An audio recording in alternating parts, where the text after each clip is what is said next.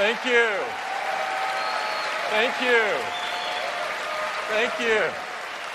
Thank you. Thank you. Thank you. Thank you. Before we start with the keynote, we'd like to take a moment to talk about the tragedy that occurred yesterday in Orlando, Florida. We offer our deepest sympathies to everyone whose lives were touched by this violence. It was senseless, unconscionable act of terrorism and hate aimed at dividing and destroying. The Apple community is made up of people from all around the world, from all different backgrounds and all different points of view. We celebrate our diversity. We know that it makes us stronger and moves everyone forward. Please rise and join us in a moment of silence to honor the victims and the people who love them.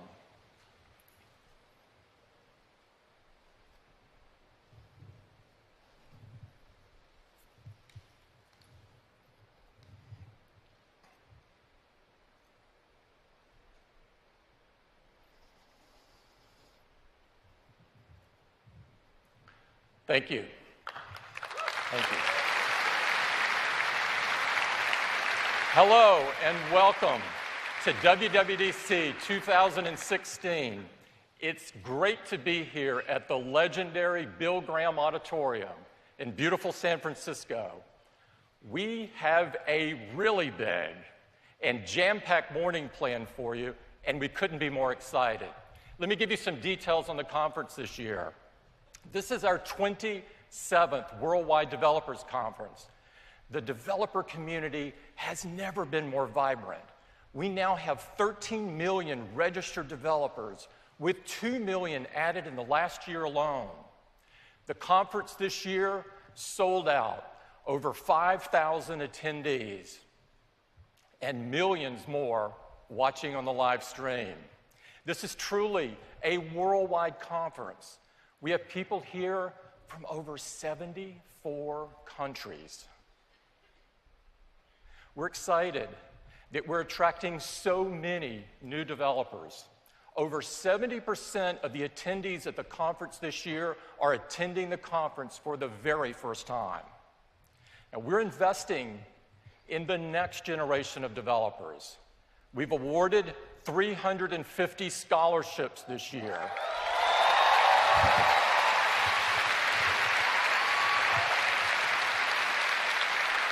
These guys are incredible. If you see them, make sure that you congratulate them. We have over 100 attendees at the conference this year that are under 18 years of age. The youngest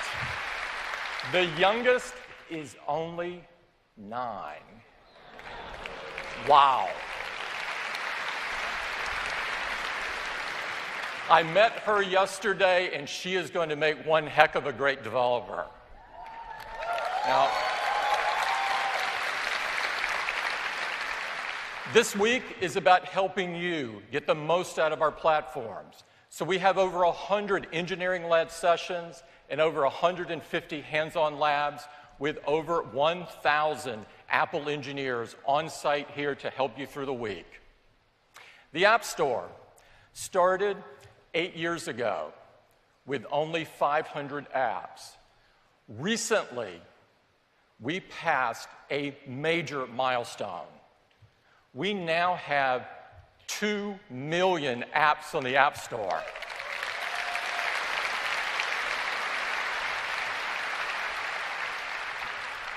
Your 2 million apps have been downloaded 130 billion times. And as you know, the App Store is the best business opportunity for developers. We're about to pass $50 billion paid directly to developers. This is absolutely amazing. And of course, successful developers translates to us having the best apps on our platform for users. And this is what really matters.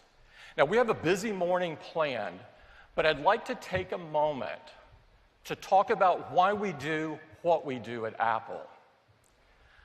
Our North Star has always been about improving people's lives by creating great products that change the world. And we've been doing this for a long time. But today, for the very first time, we're going to talk to you about 4 Apple platforms.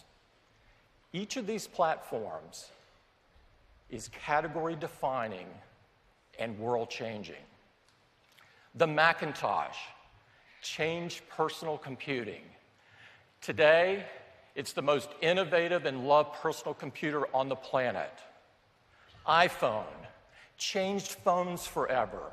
It's the best smartphone experience and the gold standard by which everything else is measured. The iPad magically transforms a glass canvas into anything that you want it to be.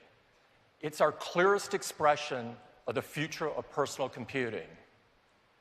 Apple Watch, only 1 year old, it's already the ultimate device for a healthy life.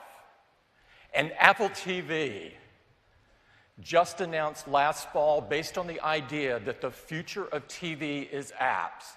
It's already transforming the biggest screen in our homes. Now, we love creating great apps. We love creating great products that change the world. But we can't do it alone. Developers are a crucial part of that journey. You are a part of everything that we do and everything that we will do going forward, because it's together that we enrich people's lives. Now, we offer you 4 incredible platforms that power these world-changing product experiences. watchOS, tvOS, OS X, iOS. We're going to move each of these platforms forward today, and we'd like to get started with watchOS. And to do that, I'd like to invite Kevin Lynch up. Kevin?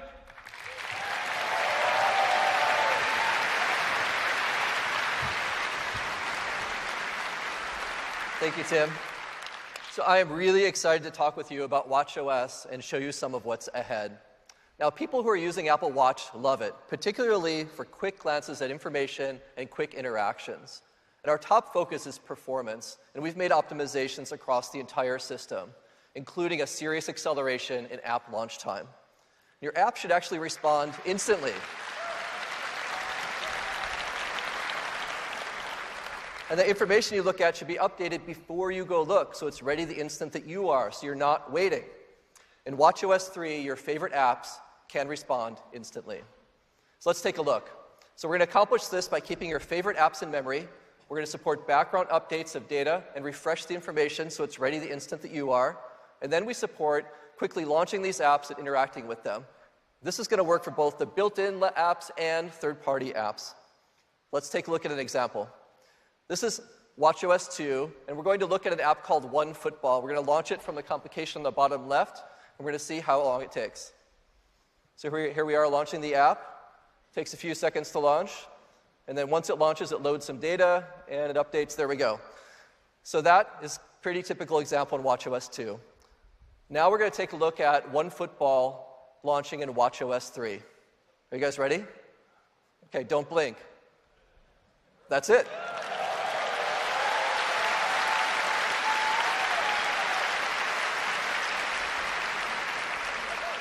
So that example is about 7 times faster, but it feels like 1,000,000 times faster.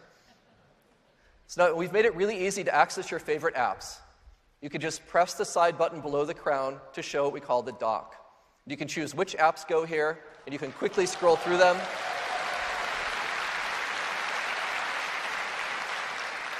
And the apps are now both glanceable and interactive rather than separate concepts. And this is a dramatic improvement in how it feels to use the watch. So this increased performance allowed us to have access to our favorite apps quickly, and we wanted to be able to access them anywhere. So by using the side button, you can get to them easily. Now, another key design goal we had was to make the watch feel more familiar. And so we've done, with the watch face now, we've added Control Center. You just swipe up from the bottom, just like on iOS, and very familiar. So this is a giant improvement in how it feels to use apps and to navigate the watch very simply and easily in watchOS 3. Now, we've also made it more powerful to reply to messages. So now when you receive a message, you can see the ways to respond right there. We've removed a step. You don't have to actually press reply now. You can just pick the way you'd like to reply. And if you just scroll down, you'll see your smart replies right below the message. So you can just tap to reply in less than a second. Now, sometimes you don't see exactly the response you like, and you're not in a situation where you can use dictation. So wouldn't it be great if you could just write your message on the watch? Well, we're introducing a new way to do that with something that we call Scribble. With Scribble, you have a new way to respond just by writing what you like on the screen, and you can just quickly draw the letters for your message right there, like writing something like Starbucks.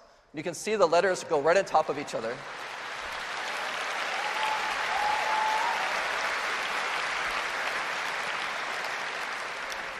So that's a great new way to respond with just the response that you like on your watch. Now, the watch face is great for quick looks, and it reflects your style, and it's also the character of the device. And we've had Mickey as a fun watch face that I like to use on weekends, but I know what my daughter's going to really love is Minnie is coming to the watch now. And of course, you can choose from a variety of colors for her outfit that match our bands perfectly. Now, one of the most frequent things people do is look at their activity rings, and we're adding a new watch face specifically for that called Activity. So it's a great, beautiful way to see your rings throughout the day. It comes not only in the analog version, but also a really nice chronograph version and a digital version. So a super good way for looking at your progress during the day. We've also added a really simple new face that we call numerals, which is very beautiful. And the hours actually go around the dial during the day, and you can choose from a variety of fonts that match your style. So a really simple new watch face called numerals. Now, there's a lot of watch faces to choose from, and we're finding that people are actually switching between faces for different occasions. So we're going to make that super easy. You can now just swipe to switch to the face you'd like to use. And you can choose which faces you'd like and how they're configured so you can easily get to them. We've also added the ability to add more complications to faces, like weather here on the Photos face. So now, really simple to navigate and use your watch faces as well. Let's see all of this stuff running live. For a demo, please welcome Stacy Lysick. Stacy.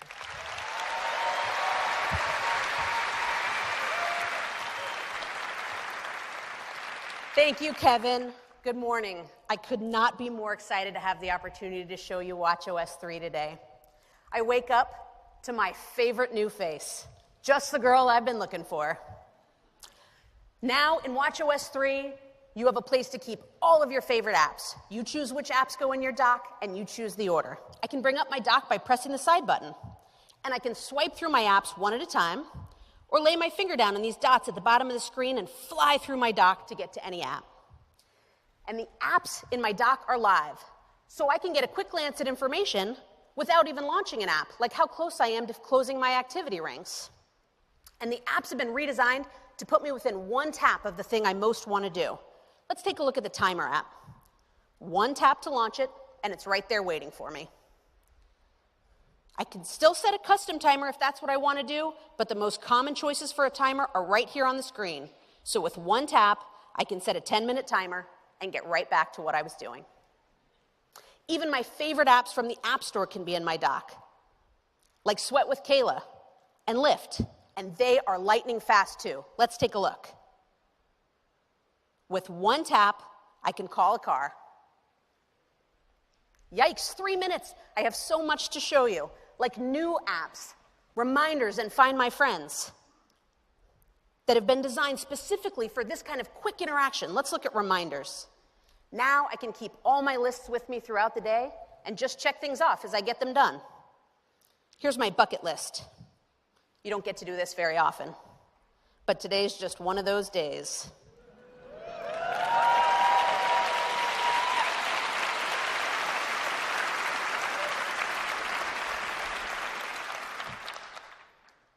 Find My Friends takes advantage of background updates to ensure I always have the latest and greatest location for my friends and family. Now I never have to worry about whether my kids got to their activities on time. And we wanted to make changing your watch face as easy as swiping through apps on your dock. And while Mini's fabulous for a casual weekend, sometimes I want to wear something simple and elegant. Now, with an edge-to-edge swipe, I can get to my numerals face. And for those of you as obsessed with closing your rings as I am, we now have the activity face. Every time I raise my wrist, I get to see those big, beautiful rings reminding me to get up and get moving. And I can launch my workout right from the face. With a new quick start feature, I can bypass setting up a goal and just get started.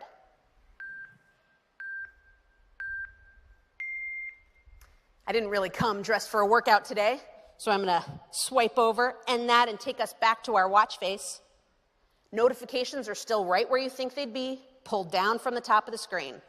This is a message I saved from my friend Isabel. She's been teaching me a little Mandarin, and she wants me to reply about dinner tonight in Chinese. I can do that with the new Scribble feature. Scribble works in English and Chinese, and it knows what language my keyboard has been set to. So with my finger, I can write out a quick message.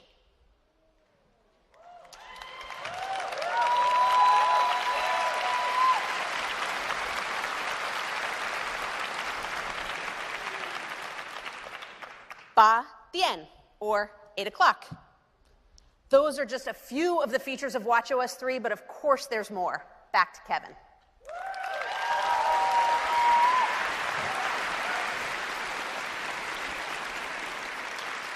That was awesome, Stacy. Thank you. And it's so exciting to achieve this new level of performance on the watch. And we're finding that people who are wearing Apple Watch wear it all the time. And this opens up some new great ways that we can help. And one of these is actually getting help in critical situations, just by pushing a button that's actually on you. So you might be having a medical emergency, for example, or a safety situation. And we're going to be able to help with that with SOS on the watch, and we're going to make it easy to call for help. To activate it, you just press and hold the side button. It's going to count down to let you know it's calling 911. And then you're going to be on a live call with emergency services right on your watch. And this works either as a cellular call via your iPhone or directly from the watch if you're connected to Wi-Fi. And after you're done talking on the phone with emergency services, the watch will automatically notify your emergency contacts. It'll send them a message. And the message also will include a map of your current location so they know where you are, and they can coordinate with each other. Now, after sending the message, your watch will actually now show your medical ID, which is also a new feature in watchOS. And it has things like, for example, your age and allergies and other information you'd like to put there. And SOS works not only just in the US, but it works internationally. So, for example, you might be traveling to someplace like Hong Kong, and you might not know what the emergency number is to call, but your Apple Watch does.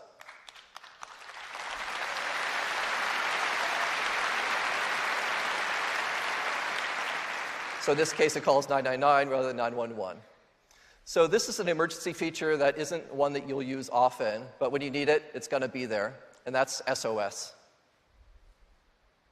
Now, one of the primary reasons people are wearing the watch today is for fitness and health, and we're enhancing the activity and workout apps, and we're adding a new app that we think you're going to love.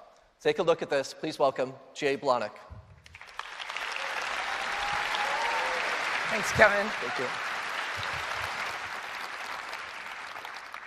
So we know that one of the most popular apps on the Apple Watch is the Activity app. And as Kevin and Stacy have mentioned, many people have told us that they actually become more active because they've become addicted to closing the activity rings. And we love hearing that. But we also know that many people are motivated by other things. Some people are motivated by getting support from their family and friends. And if you're like me, you're motivated by good old-fashioned competition. And we wanted to make that possible as well. So with watchOS, we're introducing activity sharing. And it couldn't be simpler. All you have to do is swipe to the right of your own activity rings, and there you will see your selected family and friends rings as well. Now you can sort by whatever metric is most important to you. So you can sort by steps, you can sort by workouts, you can even sort by exercise minutes. Here you'll see that I've sorted by the move ring, and I'm right where you'd expect me to be. I'm getting my butt kicked by Stacy, but I am annihilating Jeff, which makes me very happy. If you want to see more details, all you do is tap on any one on your activity list, and you'll get an up-close look at their activity rings, but you can also see things like their daily step count and their workouts, even from third parties. But one of my favorite features is that you can communicate directly with the people that you're sharing activity with right in the activity app through messages. And when you do, you'll get smart replies that are geared around fitness and activity. Some are supportive, some are a little more competitive, but you can also do some fun things. For example, at the end of a workout, you could send your racing heart rate to one of your activity friends.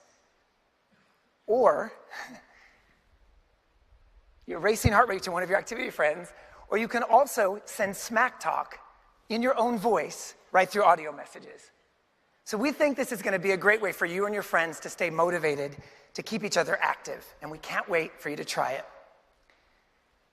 Now, our team has been working hard to enable features that would allow more people to use the activity and workout apps. And one group we've been thinking a lot about is wheelchair users.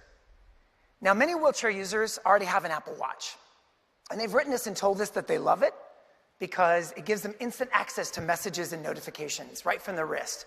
And this is particularly important because many wheelchair users have to tuck away their iPhone securely throughout the day. But to do a great activity and workout experience, we also recognize that we couldn't just use the same algorithms that we've used for non-wheelchair users because the biomechanics are completely different. For example, many wheelchair users use a semicircular technique when they're pushing their wheelchair throughout the day. But as the terrain changes and the speed changes, they may switch to an arc technique or a single loop over technique. And this is what makes it complicated. These are only a few of the techniques that they may use. We knew that to do this right, we'd not only have to do a lot of studies, but we would also need to enlist the help of experts. So we worked with the Challenged Athletes Foundation and the Lakeshore Foundation. These are two of the world's largest organizations that are dedicated to promoting physical fitness for people in wheelchairs. With their help, we were able to conduct the studies, and we were able to do it on a wide variety of wheelchair users, including some veterans. And now, wheelchair users will have a setting. The time to stand notifications will be changed to time to roll.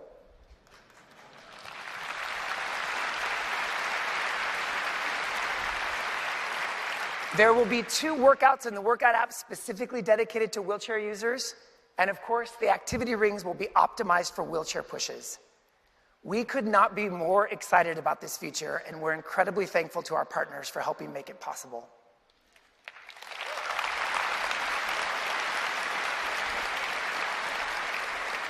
Now, one of the things that we've learned about health and Apple Watch is that simple things like the activity rings can be very powerful at helping people change behavior.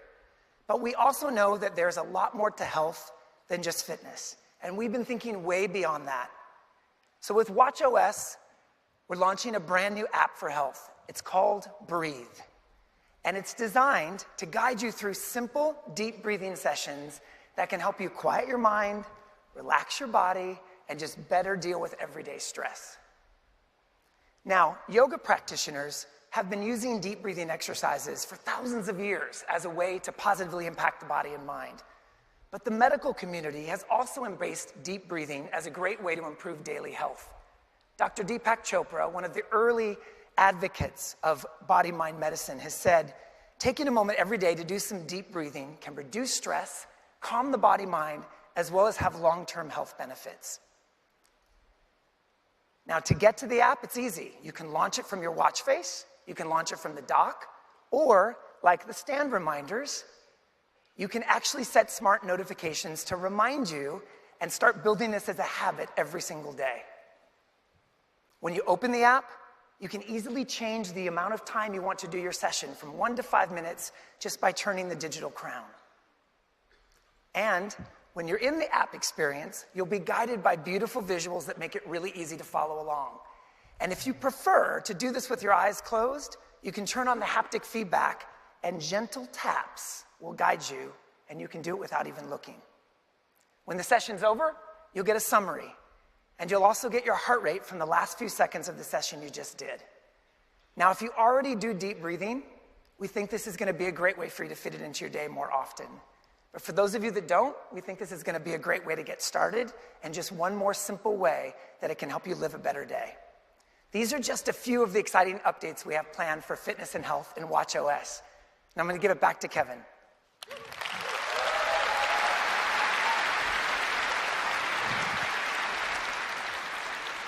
Thank you, Jay. That was really terrific. I was actually using the Breathe That backstage. It helped me a bit. So watchOS 3 is a giant step forward for you as developers. When someone adds your app to the dock or to the watch face, it benefits from all the instant launch experience that we were showing, and you get background time to update your information before someone goes and looks. And that will enable really quick interactions with your app on the watch. Now, you can already build apps that are native to watch so you can run independent of iPhone, but we're also adding a number of new APIs that you can take advantage of when you're building apps for the watch. One of those is support now for Apple Pay within your app on the watch, so you can do purchases right there. Fitness apps will now be able to run in the background during workouts, enabling access to real-time heart rate information and motion data. And this is going to enable a whole new category of fitness apps on the watch. Also, we're enabling a much richer and expressive apps in watchOS, including support for Sprite Kit and Scene Kit, native event support from the crown and for touch gestures. You can clap, it's good.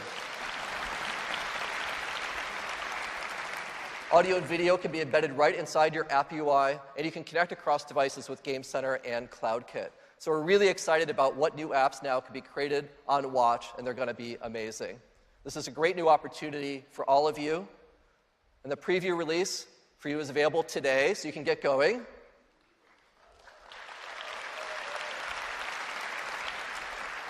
And the free upgrade is coming to all watch users this fall, and it's going to feel like a whole new watch.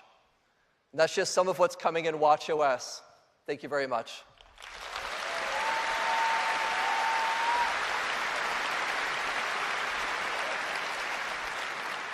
So now to give you a look at tvOS, please welcome the one and only Eddie Q.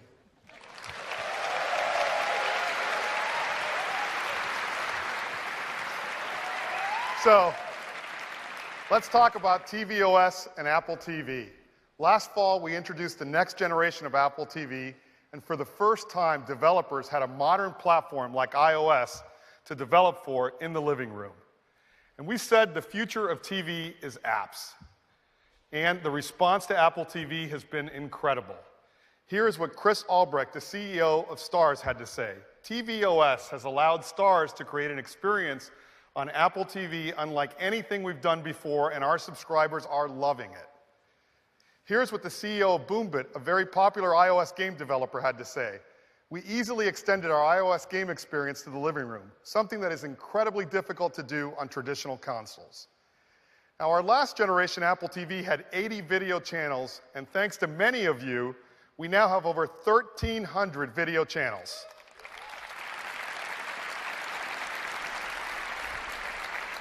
And we have over 6,000 native apps in just 7 months. And I've got some new apps to tell you about. First, Sling, which offers a great selection of live cable channels, is coming to Apple TV today.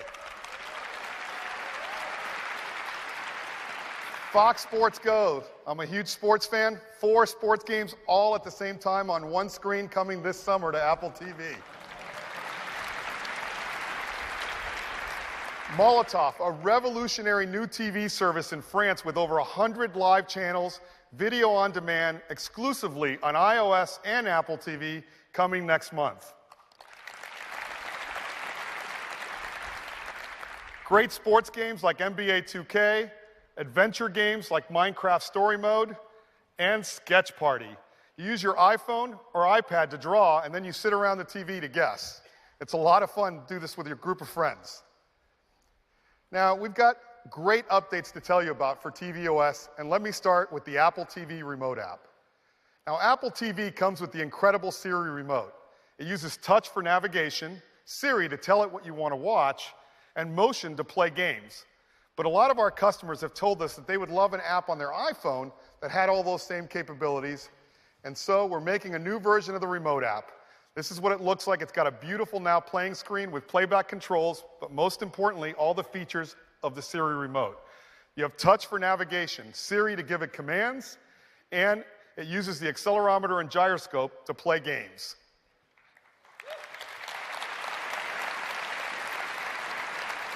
And of course, you can enter text with the keyboard. Next, let's talk about Siri. Siri changed the way we interact with our television because now we just tell it what we want to watch. And we're making it even better because now you can search movies by topics. Now, my daughter is actually going to high school this fall, and I remember back when I went to high school, it's been a while, there's some great movies that I'd love to watch with her. And now Siri makes this really easy because I can just say, find high school comedies from the 80s. And sorry, we'll do that one again. Find high school comedies from the 80s. And there are some of my favorites. I actually have watched them all. Let's take a look at Ferris Bueller's Day Off. And with just one tap, we can start watching. Now, Siri actually searches over 650,000 movies and TV shows now. But what about YouTube? Well, that's easy too, because now you just ask Siri, search YouTube for Steph Curry's three-pointers. Siri launches YouTube and shows you the results. But a big part of your TV experience is live channels. And we've got some great channels on Apple TV like ABC, CBS, FX, and a lot more that give you live channels. But to start watching, you got to find the app, you got to launch it, and then you got to find the channel.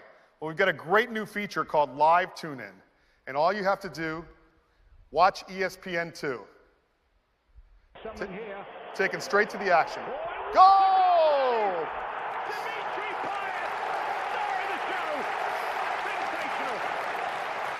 And this is already working with a lot of great channels, and we're making Live Tune-In available on both your iPad and Apple TV as well. And one problem with this is, let's be honest, when you go in and you launch a video channel app for the first time, you get something like this. And you've got to go find a browser, authenticate with a code, and then authenticate to your TV provider. Well, we're going to make this change a little bit. But it's worse because you got to do it for each and every app. And now we're going to make it all go away with a feature we call single sign-on.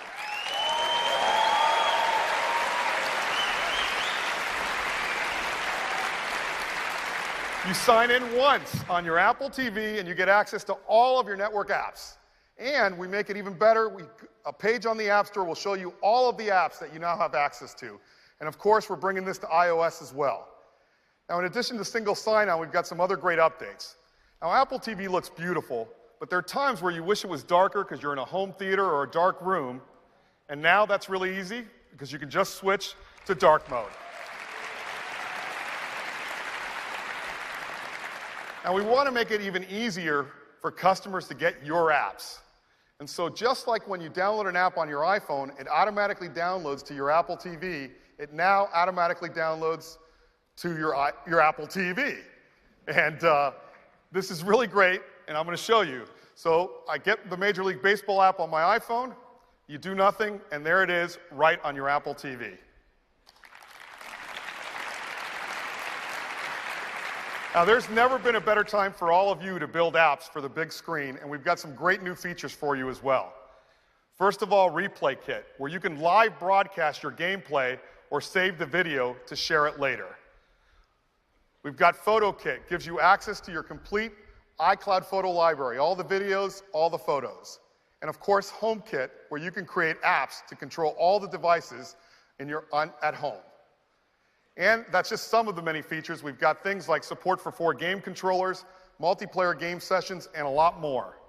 And that is a quick update to the tvOS, a new Apple TV remote app, great Siri enhancements with topic search, YouTube, and live tune-in. Obviously single sign-on, so now you get access to all your network apps and great tools for developers. And all of you will get a developer preview today. I can't wait to see all of the apps that you start building, and our customers will get it this fall, and that is tvOS.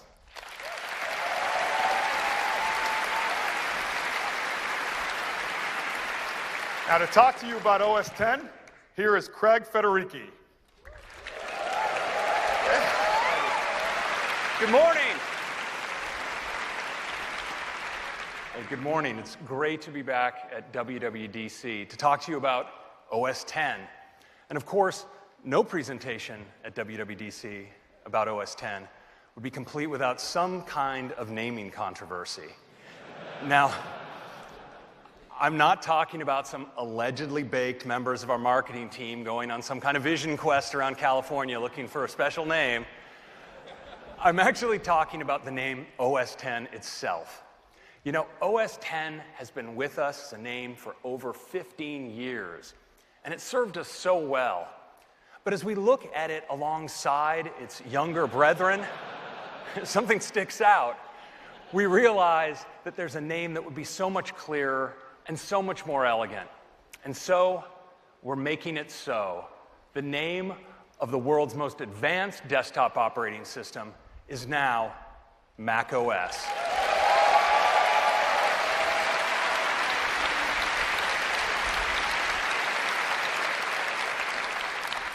Now, of course, each version of Mac OS does have a special name after a place that's especially important to us here in California. And this year's Mac OS is no different. But the choice this time was obvious. Our latest, newest OS X is Mac OS Sierra.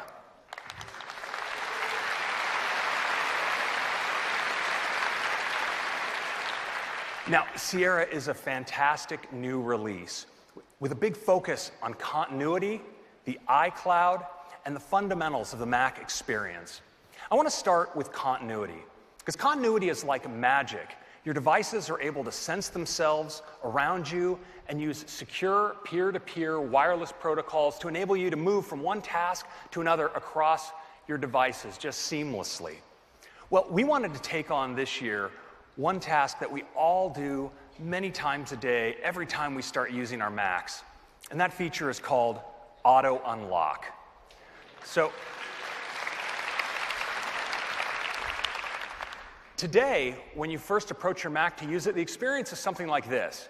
You open it up, and you're confronted with a password field. And then you type, and then maybe mistype, and then retype your password, and then you're in and using your Mac. But you know, for many of us, we already have a device securely authenticated to our wrists that already knows who we are and could tell our Mac. And so then, when we opened our Mac, it could be a little bit more like this. And we're in. It's that simple.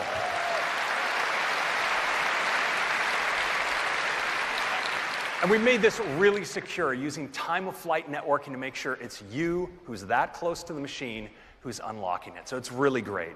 Now, the next continuity feature in macOS Sierra is Universal Clipboard. Now, wow, gasp.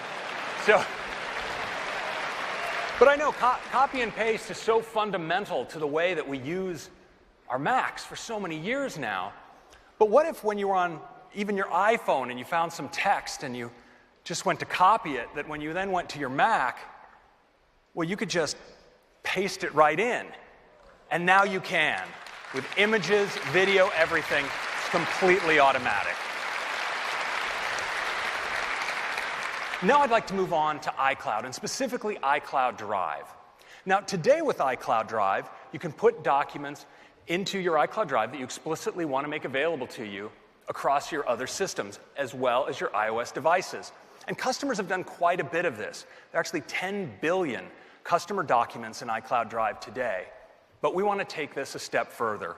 We want all of your documents and your desktop accessible to you everywhere, so that when you're on one Mac, maybe you're putting things in your normal documents folder. Well, of course, those should be available to you on your other Macs. But you know, for 30 years now, we've all learned to do the work, the things that we're working on right now. Well, where do we put those? So often it's on our desktop. So let's make our desktop available on our other Macs as well, and have those files be available to us on the go on our iPhones. Now you can.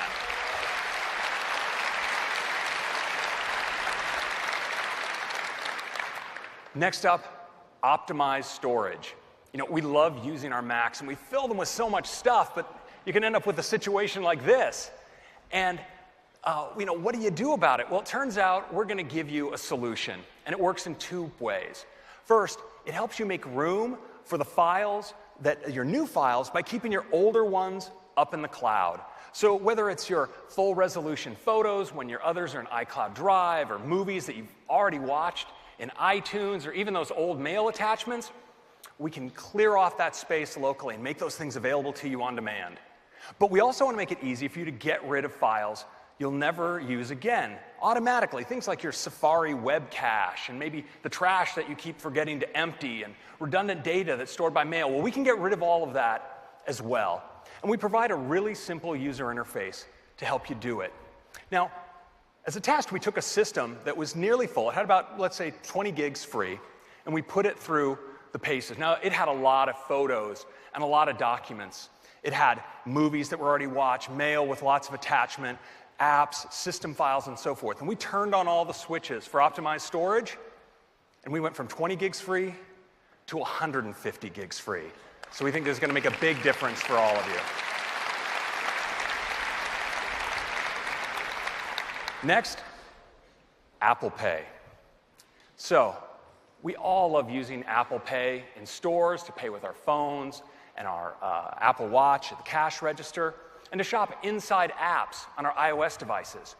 So of course, we wanted to bring this experience to the Mac. We thought long and hard about exactly the right way to do it, and I think we've nailed it.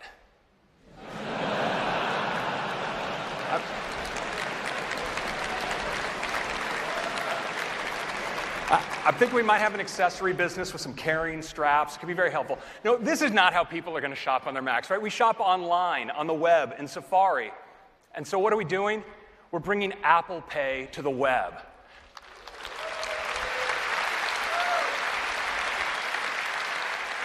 So now, when you're shopping online, you'll have a Pay with Apple Pay button available to you.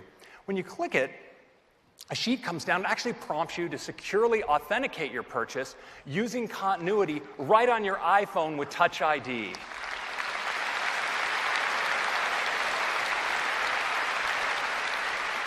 And of course, this works with your Apple Watch as well, so you can authenticate with just a tap on your wrist. And already, many, many merchants are signed up to bring their web storefronts to support Apple Pay on the web. And Apple Pay is expanding hugely geographically. It's now available in the United States, the UK, Canada, Australia, China, and Singapore. And in the next few months, it's coming to Switzerland, France, and Hong Kong. Now, next, I want to move to part of the Mac experience, and that's tabs. You know, many of us love using tabs to take a mess of windows that we have in Safari and get them neatly organized and tab set. Well, now we want to bring that to all of your multi-windowed apps. So maybe you have multiple windows open in Maps. Well, you could organize those in tabs. But because it's built into the system, you could do that for third-party apps as well. In fact, we've implemented it in a way that the apps you already have installed can support this out of the box without any modification. So tabs everywhere.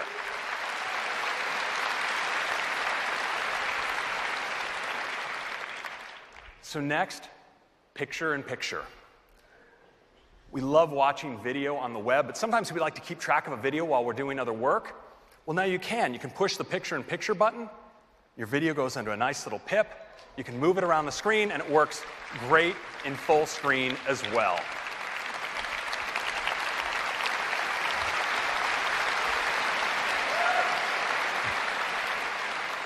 So these are 7 great features in macOS Sierra, but there is one more. And this year, I'd like to take the unusual step of letting this feature introduce itself. Hi, it's me. It sure is great to be on the Mac. How about a demo? That's right. Siri is coming to the Mac. And it looks like Siri would like to give a demo, so let's get to it. So we have macOS Sierra right here. And the first thing you'll notice is right here on the dock, we have access to Siri. So I can ask Siri a question. Let's say, how do you like being on a Mac? Pretty awesome. Lots of space, aluminum unibody walls, and no complaint about the lack of windows. So it's the same Siri that we know and love, but now on the Mac it can do so much more. Things like sophisticated queries for files, like, show the files I worked on last week about the offsite. Have I ever told you your filing is so stylin'? So we have my search results, but what's really incredible is I can refine that sophisticated query with a follow-on, like just the ones Ken sent me that I tagged with draft. For your filing pleasure. So you see, I have just the files I'm looking for right there. But what's great is this is a useful result that I may want to use throughout the day as I work. So I can actually click on this plus button and pin it right here into my notification center. And this, yeah, it's really great. And this works for lots of your Siri results. So I'm going to actually open this team offsite presentation, just working on a little project here. I'll take this one full screen. We see we're planning an offsite, and there are a bunch of activities. But while I'm working in full screen, Siri's there for me and helps me multitask. So I can do things like play my Power Ballads playlist. Oh, yeah.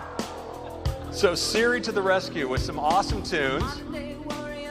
I can let this play all day, but I think we'll get on with the demo. So I can actually use my Siri results here to help me complete this presentation. So I have an image result here for slacklining. Let me just click in my Siri result, drag it right into my presentation.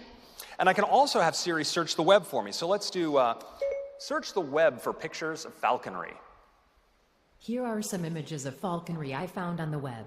Okay, that looks like some good fun. So I can actually take the results right out of Siri and drag them into my document. It's pretty epic.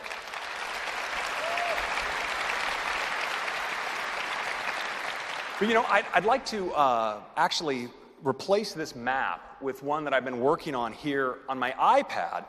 So my iPad's so great because I can actually use my Apple Pencil to do some drawing. So let's see, I'm going to take my Apple Pencil here and I'm going to draw a path. Maybe we'll take a hike like this, maybe out over here, just like that. Okay, that looks like just the drawing I want. But of course, I'd like to now get it on my Mac. So how do I do that?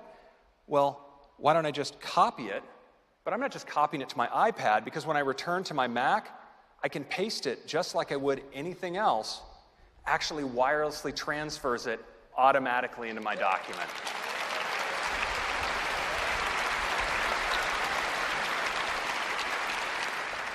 So now that I look at this trip, I realize that it's a horrible idea. So I can actually use Siri to message my friend, tell Ken, maybe we should just see a movie.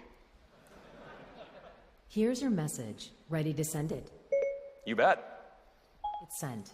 So I can use Siri, of course, to do messaging at any time, and it can also help me find that movie. What new movies are playing this Friday? I found 8 movies playing on Friday. All right, so Siri's given me some results, and Finding Dory looks pretty good, so let's open that up. Now I can go play the trailer. But I can also drop right here into Picture-in-Picture. And you see in Picture-in-Picture, I can actually resize if I want. I can reposition the pip window to any corner.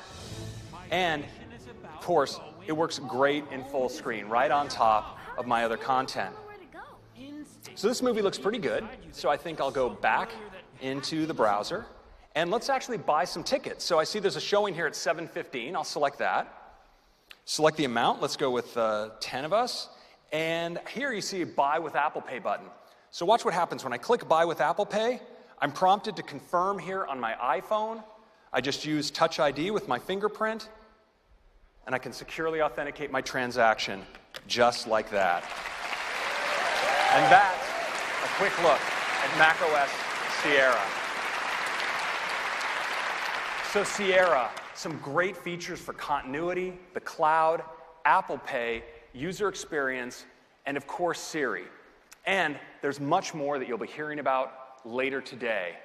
Now, Sierra is available to you developers in developer preview form today, and we're doing a public beta in July. You can sign up now at beta.apple.com, and it'll be available to everyone else in the fall across all of these systems. That is your update on macOS.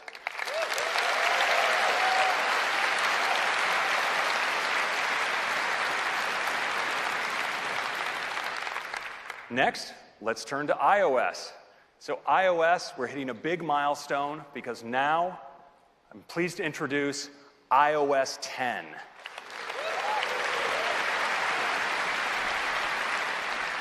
Now, iOS 10 is a huge release for developers, and it is the biggest iOS release ever for our users. Now, there are 10 big features I want to talk about today, and let's start off with number 1, that's user experience. Now, in iOS 10, we've redesigned the experience of the lock screen with rich notifications that give you quick interaction with apps through the expanded use of 3D touch. But rather than just talk about it, how about I just show it to you right now? Let's do a demo.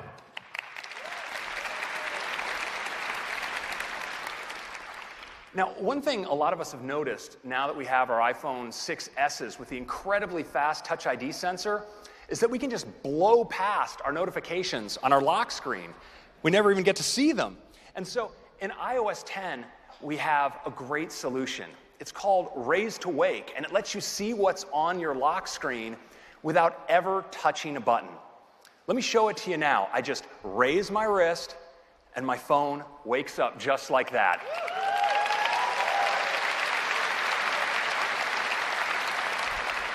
Now, the first thing you'll notice is these beautiful notifications are no longer causing us to darken your wallpaper, so you get to look at that. But what's more important is they're really interactive through 3D touch.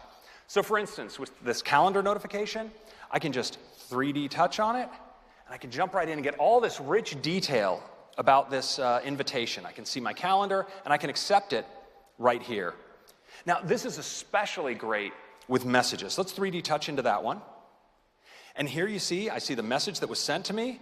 I can respond right here, the keyboard. But what's great is I can stay in the conversation right here on the lock screen and even get rich responses like images right in line. And this works really well with third-party apps as well. So for instance, if I get a notification from Uber, I can just press in, and I get this completely interactive and animated live status update on my car as it comes in. It's really great. Now, of course, as always, you can get your notifications right here from the top of the screen. But now, with 3D touch, if you want to clear them, you can just press in and clear them all with a tap. It's really great. Now, Control Center is available from the bottom of the screen as well. We can just swipe up from the bottom. You see, it's beautifully redesigned, gives me great access to all my controls. But if I swipe over, you see we have a special area for our music with nice big controls and beautiful album art right there. Now, we've made it easier than ever to get at your camera from the lock screen. So I can just slide over from the right, and there's my camera. And it's easy to take a picture of my demo notes right there. That's good. And we've made it easier than ever to get at your widgets. Just slide over the other way. You can see I have my weather, I have my calendar, I get my news, top stories. And you notice these widgets have the ability for me to get more information. So I can do show more and see the rest of my day, you'd like to think. And I can even get more information right here from apps on my home screen. So for instance, it looks like I have a decent number of unread email messages. And now, if I 3D touch there, I can see who it is I've been ignoring this whole time, my VIPs. Now, if I swipe over here, I can also get great information on activity without even launching the app. I just 3D touch in and get a look at my rings. And this can work really well with third-party apps as well. So I'm going to jump into ESPN, can see information about my latest team. And if I want that widget available to me at all times on my Today view, I can just add that widget like that. And I go over to my Today view, and there it is. And I can get that show more information. And you see I get a graphical update on the highlights from the last game. And if I tap in, live action. Curry to Iguodala.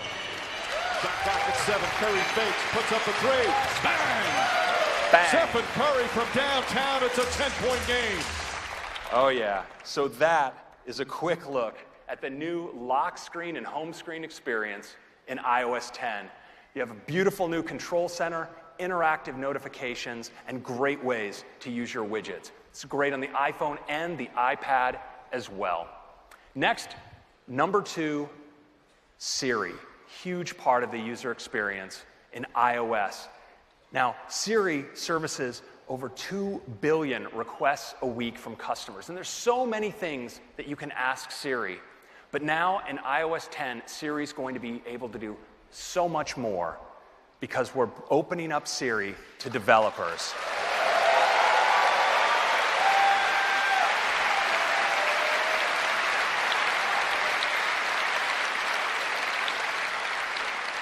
Now you'll be able to ask Siri things like, send a WeChat to Nancy saying I'll be 5 minutes late, and Siri can summon up the WeChat UI right inside of the Siri environment.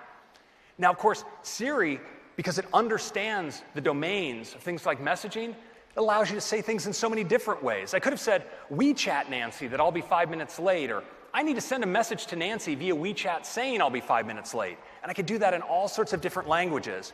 But because now in iOS 10, we have an intense API, it allows Siri to take on that part of the work and lets the extension do what it does best, like messaging.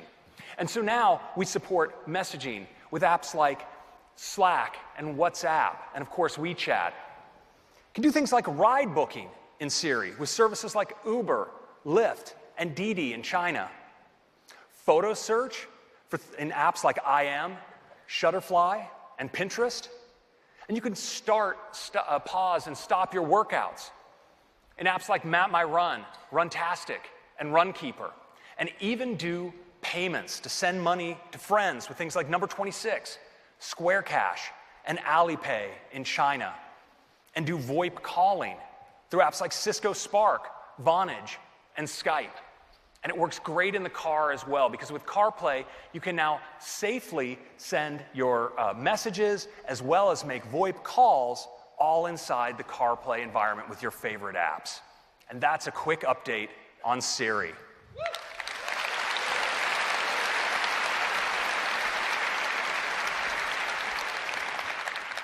Number 3, QuickType. And the big news this year is we're bringing Siri intelligence to the keyboard. So today, QuickType is able to use context to help predict what words you might type next.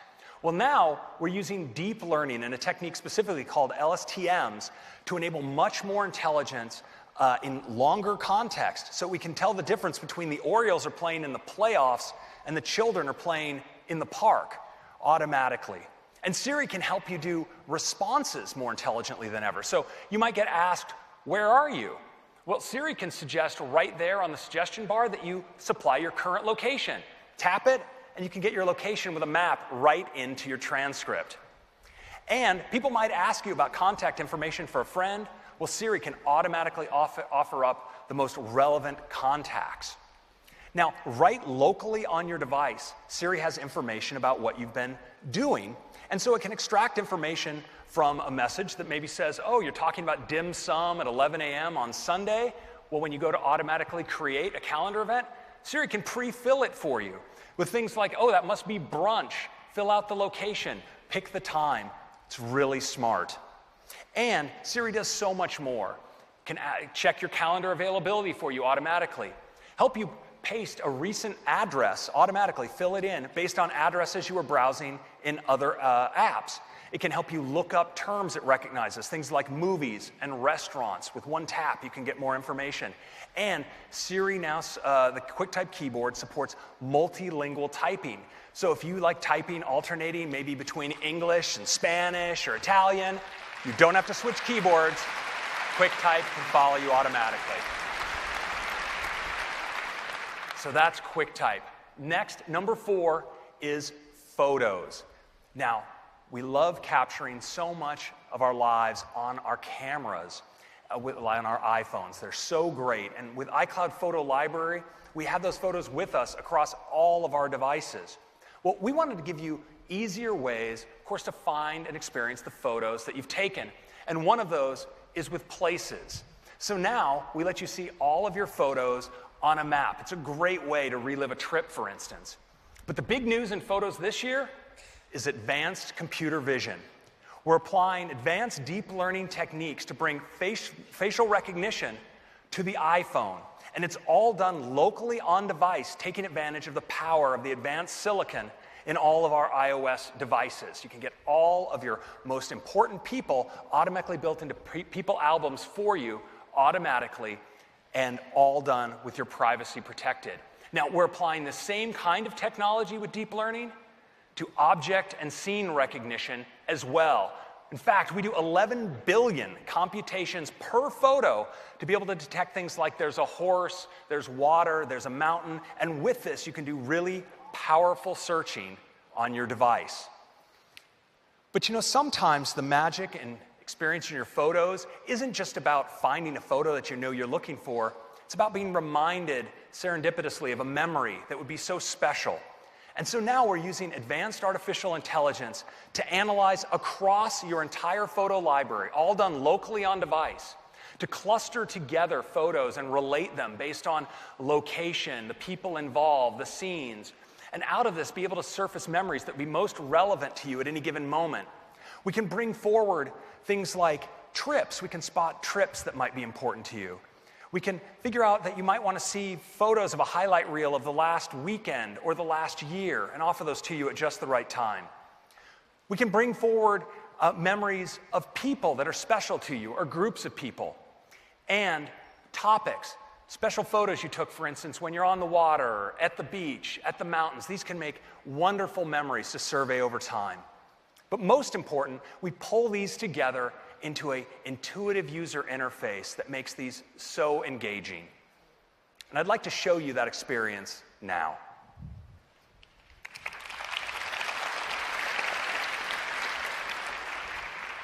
So let's take a look at photos. So we see there's a photo album here of a family, but what you'll notice at the bottom is this new tab called Memories. Let's take a look. So we can see here there are a number of memories that have been offered up into this memories feed. And at the top, there's a vacation that the system has spotted where the family took a trip to Tahoe City. Let's dive in and take a look at a memory. Now you see there's actually a movie up at the top. We'll talk more about that later. And down below, there's this beautiful layout of highlights of the photos. Now I can tap Show All and actually see a grid of every photo that was taken, but you can see how the summary intelligently draws out the most special photos into these highlights that are really great to browse. Now, if we go further down, we see that it's actually pulled out the set of people that are in the photo, the family, grandma and grandpa and the uncle, and a map of the location where all of those photos were taken. And down here at the bottom, we have related other memories I might want to see related to this one. And it's really smart. So you see that the Santa Cruz and 4th of July memories, well, grandma and grandpa were both on the trip in Tahoe City and in these, so those are offered up as related. And this Tahoe City trip was an outdoor vacation, so it offered up another one like Alaska. And you can see there's another time the family was also at Tahoe City, but this time in the winter. Now I'm going to jump into that related memory. And you see once again, we have photos and videos at the bottom, but I want to highlight the movie up here at the top. You know, we all take so many pictures and movies, and we never go back to actually assemble them into something we'd want to watch. But now our iPhone can do that for us automatically. Let's see what the iPhone has created for this memory.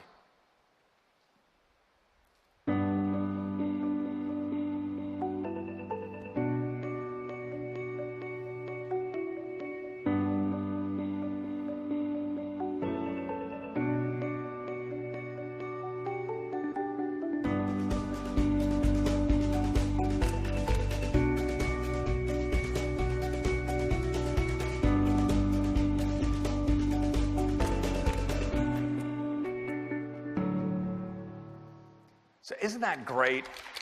You know,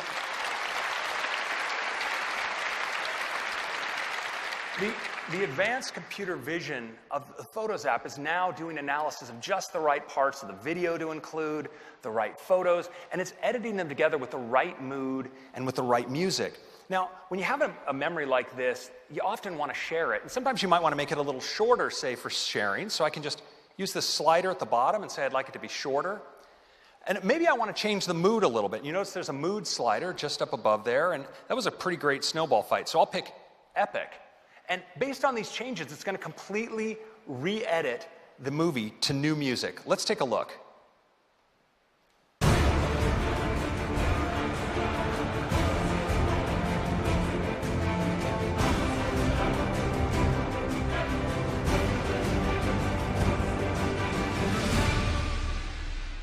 That's pretty epic.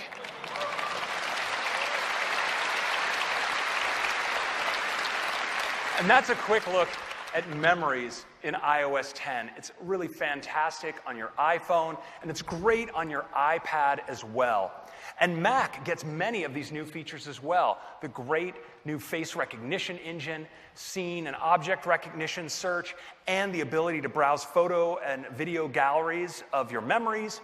And the Apple TV is just such a great way to experience those memory movies on the biggest screen in your house. So that is Photos.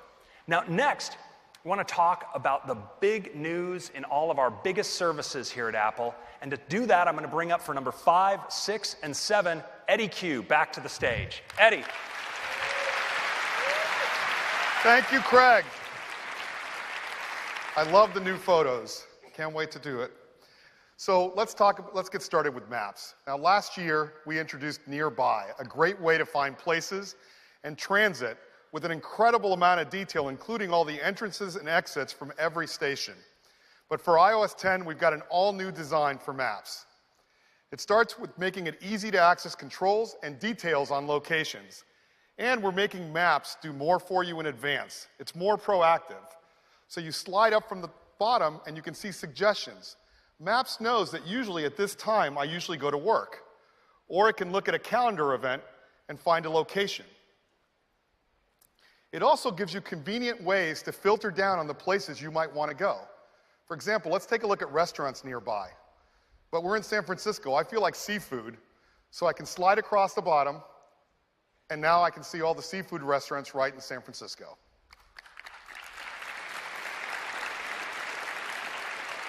Now, we're applying all of these new designs to navigation as well.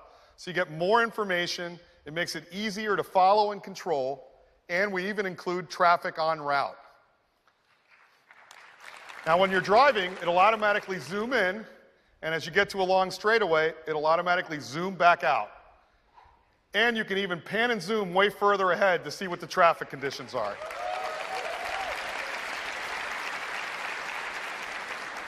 Now, we give you quick controls to let you see route details, so now you can even look and see on your route where food or gas stations are, and Maps will tell you how much longer it'll take if you go to any one of those.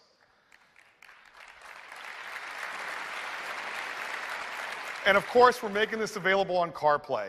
And if there's a lot of traffic ahead, Maps will proactively give you alternate routes and tell you how much time it'll save. And we're making it safer to follow directions while keeping your eyes on the road, because now you can get turn by turn right in the instrument cluster of your car. Now, we think you're going to love these updates, but there's more, because we are opening Maps up to developers. Now, with map extensions, you can enable all new capabilities in Maps. For example, you can make a reservation using a popular app like OpenTable. You pick the number of people, the time, right inside of Maps. And because these are extensions, they're open to all developers around the world, like Ding An Ping in China and Zomato around many countries around the world.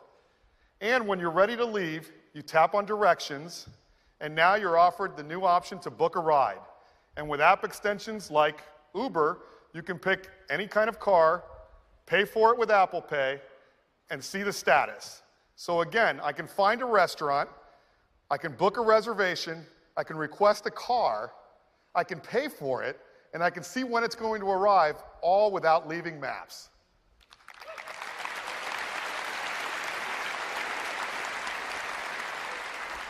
And these extensions are open to all developers. Here's the Chinese ride service app Didi, and that is Maps. Number 6, music. So Apple Music lets you play from millions of songs, thousands of playlists curated by our team of experts, and it's been an incredible year. We now have over 15 million paid subscribers. This is the fastest music service ever in its first year. And we've learned a lot along the way, and so today we've got an all-new Apple Music redesigned from the ground up. We want to give greater clarity and simplicity to every aspect of Apple Music, and here's what it looks like. It has a beautiful It has a beautiful new design language that allows the music to be the hero. Nothing shows this more than Now Playing. Now, the new structure makes it clear where you are and also emphasizes the features that you use every day. And all of these changes come together to create a new music app that's both more intuitive and familiar. And now, to give you a demo of it, I'd like to invite up Bozma St. John.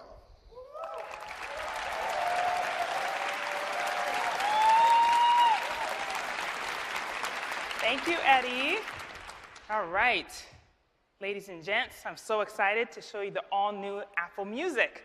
Now, lots of people listen to their music from their library.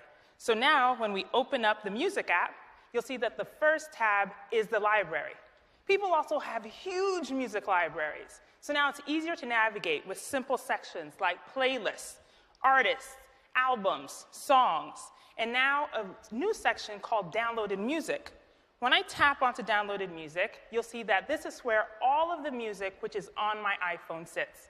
Now, I call myself a super execu-mommy because I'm flying all over the place, and now it really makes it easy for me to see all the music that's on my iPhone. There's also the recently added section, and this includes the albums, songs, and playlists that I've recently added to my library. You'll see that there's tons of awesome music here, like this classic, the Sugar Hill Gang, and it kind of feels appropriate to get this party started with a little bit of Rapper's Delight, right? Come on, let's listen to something. Come on, y'all. Now you recognize this beat, right? Come on, we're gonna make this whole auditorium rock. Come on, on 1, 2, 3, let's go. 1, 2, 3, rock. Yes, there you go. All right, now we're gonna multitask, okay? Look at the bottom of the screen. You see the artwork, the title, and controls so that you can skip. And when we open it, you'll see that there is beautiful detail on the artwork, the controls, and now there are lyrics. So come on, we're gonna rap. Let's go. Come on, y'all.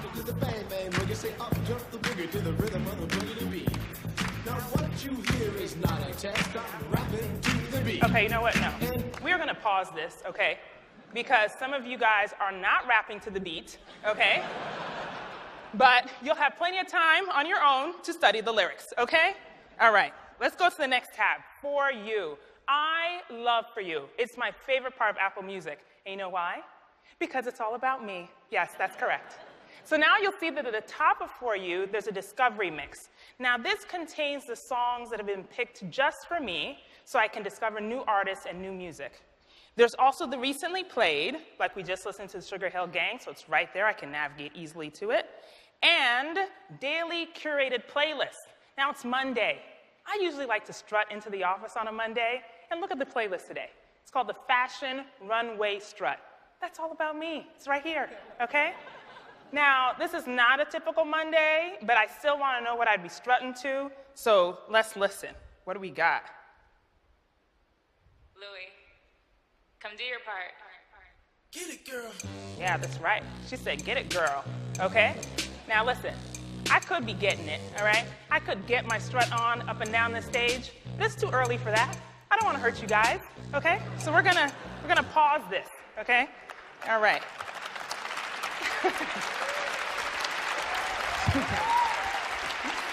All right, but we are going to get back to this. Okay. So the rest of For You, as you'll see, has awesome music that, again, is for my taste. I've got playlists here, albums, and there's even Connect. Now, the artists that I'm following have posted art and music and videos and all kinds of awesome stuff for me to connect to. Browse. This tab is for all of us, okay? The Apple Music editors have taken so much time, listened tons of music, to tell us what is the most recent and most important. Like you'll see right now, the hot album, Nick Jonas, all right? Y'all pay attention. Now, we've also got these easy navigation down here with new music, curated playlists, and even top charts. So when we tap on top charts, you can see look at that, it's Drake. I mean, Drake has been at the top of the chart for a little bit, okay? But you can see who else is on there. Now, let's go to radio. radio is live in almost 100 countries. You guys know that? You know radio is live? All right, and Beats One is becoming the largest radio station in the entire world. Now we can explore Beats One and see what's live and listen right now. We can also see the upcoming shows, and we can even see featured shows by legendary artists like Dr. Dre, Pharrell Williams, Mary J. Blige, Sir Elton John. Have you guys listened to a show? It's called The Rocket Hour, okay? It's amazing. And if you haven't listened to it, you can tap right there and listen on demand at your leisure. So that's awesome. Now, when I want to listen to non-stop music, I can go to View All Stations and listen to genre-based stations like Pure Pop, because I like to listen to pop music all day long, why not? But I think since we're coming to the end here, I would like to do something a little bit different and play something for the world, right? So let's play some world hits. See what we've got. Now that sounds like the beginnings of some good Ghanaian high life music. All right, guys, that's the all new Apple Music. I hope you enjoyed it. Thank you.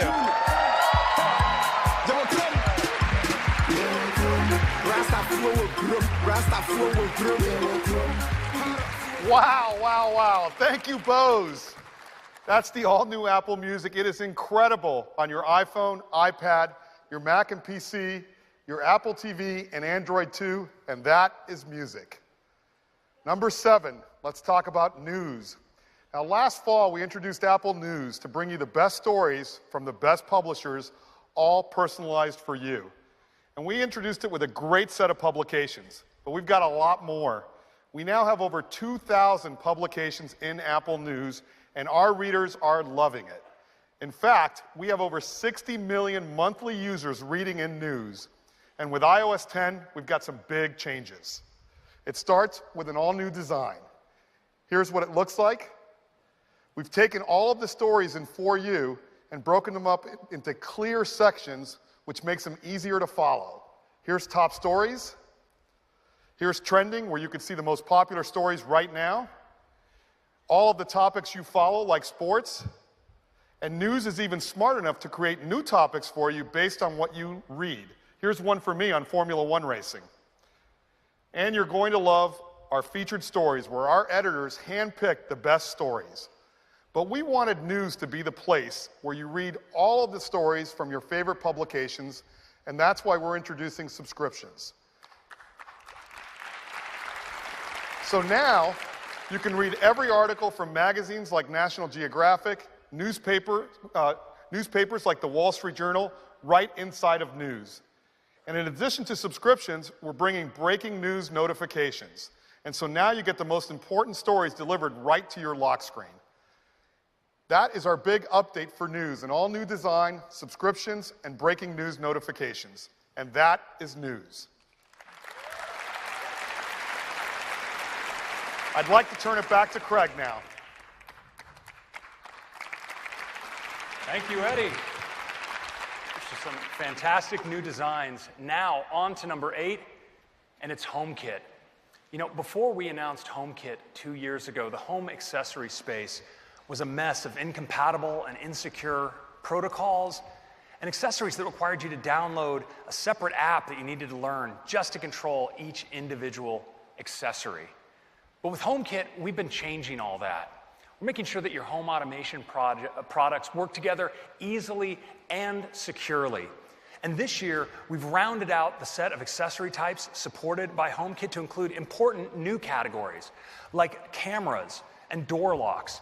And in fact, essentially every major maker of home accessories is shipping or has announced support for HomeKit. And home builders are getting on board as well. Some of the biggest builders of homes here in the United States and in China are now building new homes with HomeKit built right in, so you can move in and just start controlling your home. But you know, this year, we're taking the next big step for HomeKit and iOS in the home. We're building on the HomeKit framework with a great new app we call Home. It's right on your iOS home screen. Now, when you launch the Home app, you get to see your own personalized wallpaper and all of your accessories, no matter who they're made by. And you can control them so easily. If you want to turn on a light, of course, just tap it. If you want to adjust the dimmer, well, just press in a little harder and slide, and you can adjust the dimmer just like that. So you can tap, tap, tap across all the accessories in your home. But sometimes you'd like to trigger a change to all of them, and for that we have something we call scenes. So for instance, if you want to get ready for bed, you can tap Good Night. You'll see that close the living room shades, lock the front door, adjust the thermostat, all in one step. Now, Siri knows how to interact with scenes as well. So if in the morning you say good morning to Siri, well, Siri can automatically get your home all ready for you for the day. And you can also control your accessories without launching an app at all, because HomeKit is actually built right into Control Center. Swipe up Control Center, you can swipe over to see your home controls. And with just a tap, for instance, open up your garage door.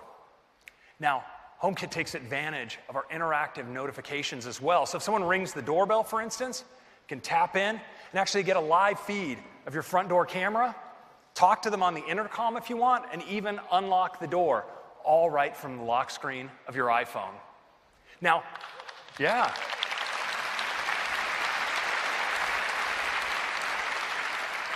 Now, since your Apple TV is always on, always plugged in, and always on the network in your home, it can serve as a secure point for remote access and automation within your home. So when you're on the go, you can actually access all of your accessories securely end-to-end encrypted, and you can set up automation like geofences so that when you roll into your driveway, you can make sure that the garage door will open, the lights will turn on, and maybe even the hot tub will start up in the back for you, all automatically. Now, the Home app is great on the iPhone. It's also fantastic on the iPad as well. So many people like using the iPad as the ultimate home control device, whether mounted on the wall or on the coffee table. And, of course, there's nothing beating the remote that you always have with you right on your wrist, the Apple Watch. It comes with built-in home control support as well. So that's a quick update on Home. Next. Yes, thank you.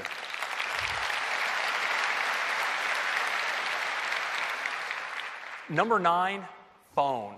You know, we all receive a lot of calls, but we want to make sure that when you miss your calls, you have the best experience possible.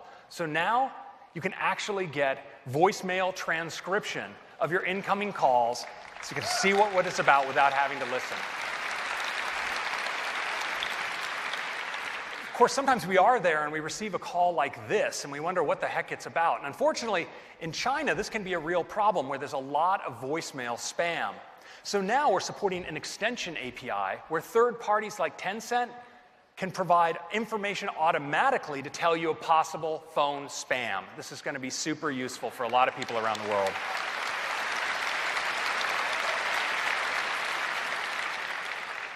Now, of course, people love doing calling from many, many different sorts of apps. And today, the experience is something like this when you receive a call, a notification on your lock screen. Well, now in iOS 10, we have a great new VoIP API that means your experience for incoming calls instead can be like this.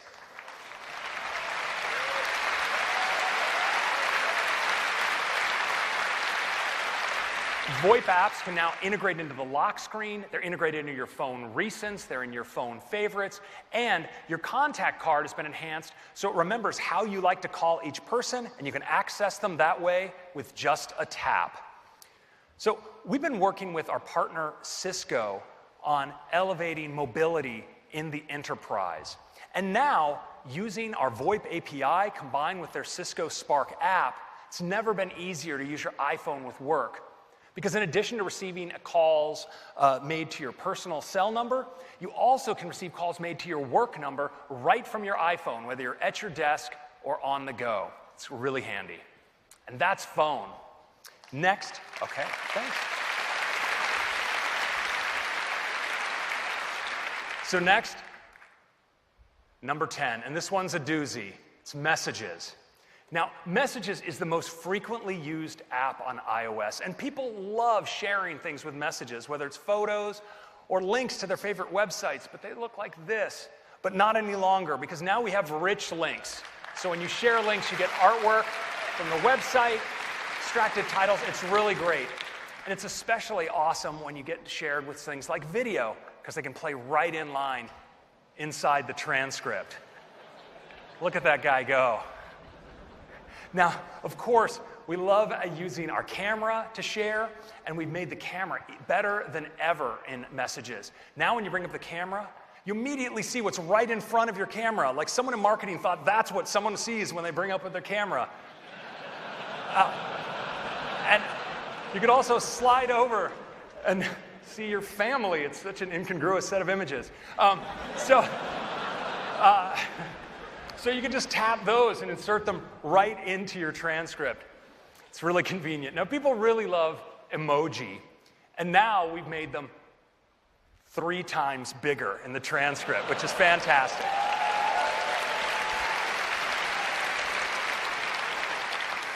And to help you always reach for the right emoji, we're providing emoji predictions as you type. Super handy. But you know, sometimes you've typed a whole message and then you realize at the end that you're totally lacking in emojification. And so we've provided the solution. When you tap on the emoji button, we'll highlight all the emojifiable words there, and you can just tap, tap, tap, tap, and emojify.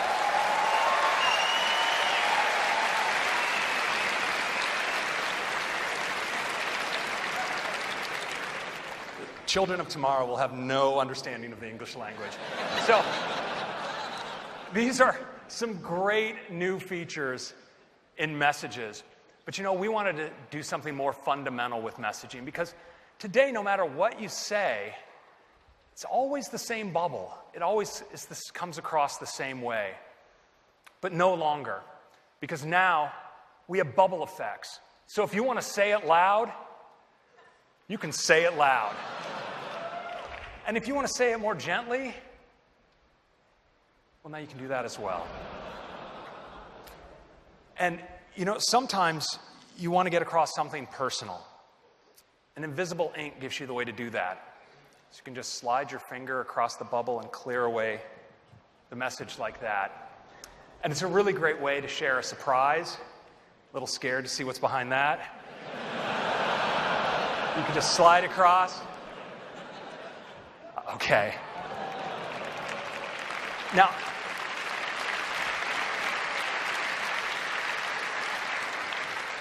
so sometimes you just like to send a quick affirmation, a quick tap back, and now you can. Just tap, and your thumbs up can go right there in the transcript. But you know, there's nothing more personal than your own handwriting. And so now we support handwritten messages. Think handwriting bubbles. And you see when it comes across, the care there is the ink just settles in to the transcript. It's really beautiful.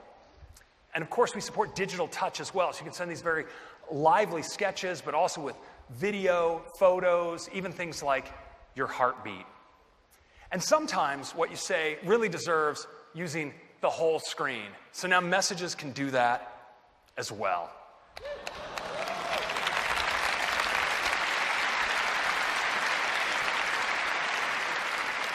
You know, making all of this possible in messages has been a huge effort, cross-functional effort across Apple. And so for our demo today, I wanted to bring up some leads from both our engineering team and our human interface design team to give you a demo. So let's give a warm welcome to Bethany and Emron. Come on up. Thanks, Craig. We are so thrilled to finally be able to show you what we've been working on. Now, Imran and I are going to show you the different ways that we use messages, but I'm going to kick things off by jumping first into a thread with my sister Lori, who just got to a graduation. So let's write her back and say, give her my love and tell her I said happy graduation day. Okay, now typically I would hunt for the perfect emoji to tack on the end, but now when I tap on the emoji button to switch to the emoji keyboard, words throughout my message that can be swapped for emoji are automatically highlighted. And all I have to do is tap to replace them. So I'm going to tap to replace love, and I'm going to choose the type of hearts I want to send. I'm going to do bedazzled, I think. And I can tap on happy, and I choose how happy I want to be. What do you think?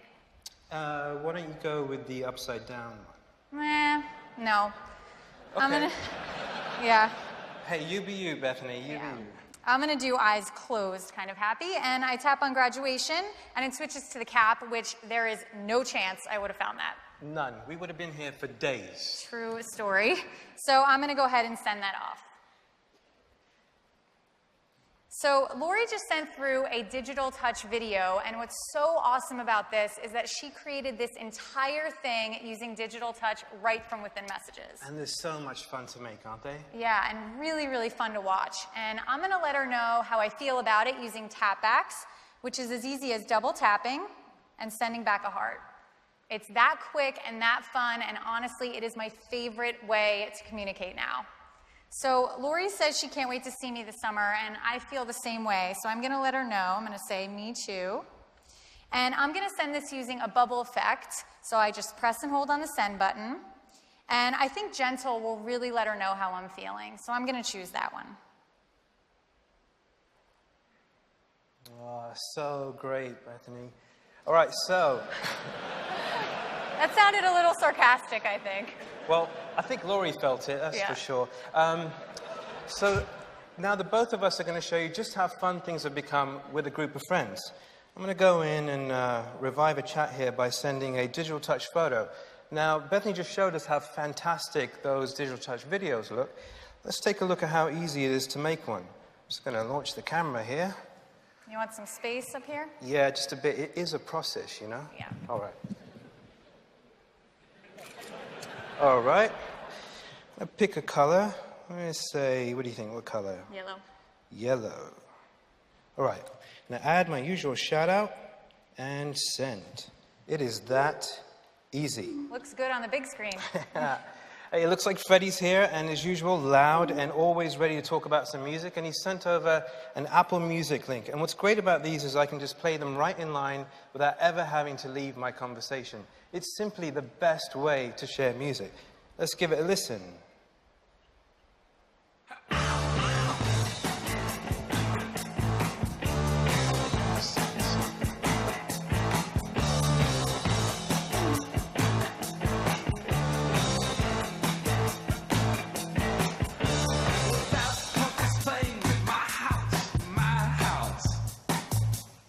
Oh, LCD sound system, always sounding so good, especially at Bill Graham.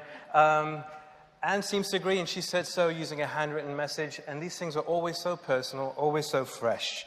Let's write back and say they smashed it. And I'm going to do so sending a bubble effect. I'm going to choose my favorite, which is slam.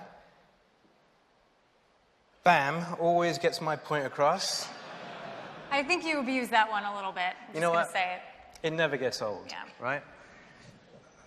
Oh, it's fantastic, that one. Boy, it looks like I may have smashed the demo for a moment.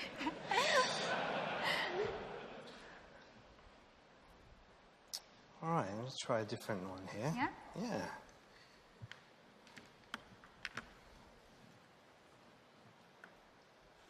Oh, looks like we might be back up. Let's say it here.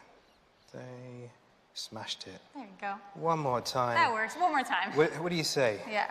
Bam! Always looks good. I really do use it all the time, don't I? Yeah.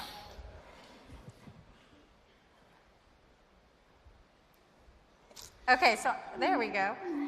You know what? Our friends are always late to the game. They really are. It's true.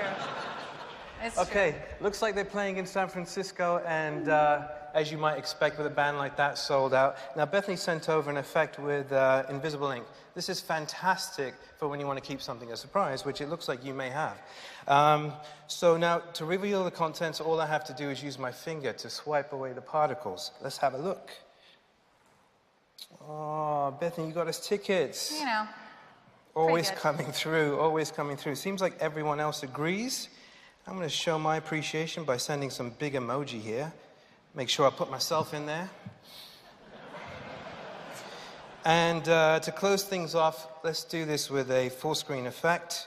And we've got some lovely ones here, like lovely balloons. We'll swipe over to confetti. But I'm going to go with this one.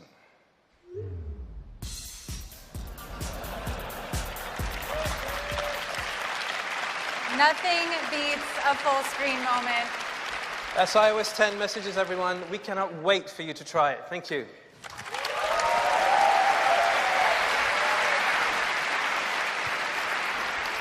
Thank you, Bethany and Emron. It's just incredible work. Well, so those are some highlights for messages. But you know, we thought when it comes to expressing yourself that there was so much more we could do if we could tap into all of the creativity of all of you developers. And so we're opening up messages to developers as well with iMessage apps. With iMessage apps, iMessage has an app drawer with all of your iMessage apps. You can tap the plus and get to the App Store and find other apps. And when you download them, of course, they're here in your drawer. And there's so many different kinds of apps you can create, from things like stickers. And artists can create stickers as well without even writing any code. But for developers who do want to write code, they have access to the full iOS SDK, including access to the camera, so you can do incredible animated effects with apps like JibJab. You can accomplish more sophisticated tasks as well, like payment with Square Cash, allowing you to pay someone right through the messages thread. They can receive it and redeem it on the receiving end right inside of messages. You know, there's so much you can do with iMessage apps. I'd like to show you a couple of the possibilities in a demo right now. Let's take a look.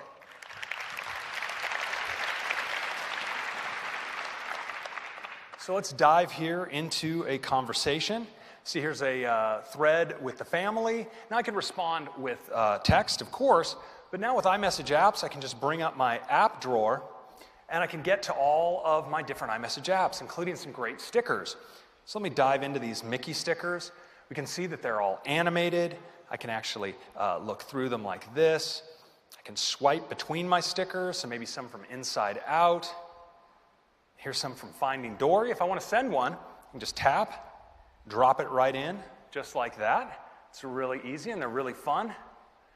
Now, here I received another photo, and the great thing about stickers is you can actually peel them off and attach them to bubbles.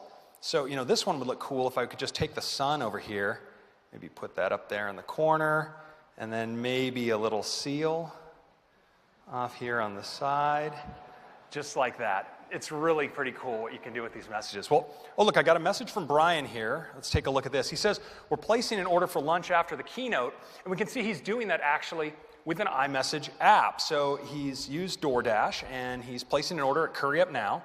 So I can just tap in and see what's going on. Now, there's a group cart that we're all collaborating on through the iMessage apps. I'm going to look at that. Looks like Phil has ordered the Naughty Non. And Jaws is ordered, Brian's ordered as well. So I can put in my order, and I'm going to go for this deconstructed samosa. That looks pretty good. And I'm sure Tim would like one as well. And well, it would be rude if, you know, we ate in front of you guys without getting you some. So we'll just up this up a little bit here. And we can just add that to our cart like this. And then drop it right into messages. And fortunate that Brian will be paying for this. So a final thing I'd like to show you with iMessage apps are these really fun, interactive kinds of apps. And one example is JibJab. So let's jump right into JibJab here. We see there are a whole bunch of fun things. I can scroll through and see the options. I can also, of course, select from a gallery of faces. Let's pick Eddie maybe. And, you know, I can just drop him in to the transcript, just like that. And I think this gives you the sense of the power of iMessage apps in iOS 10.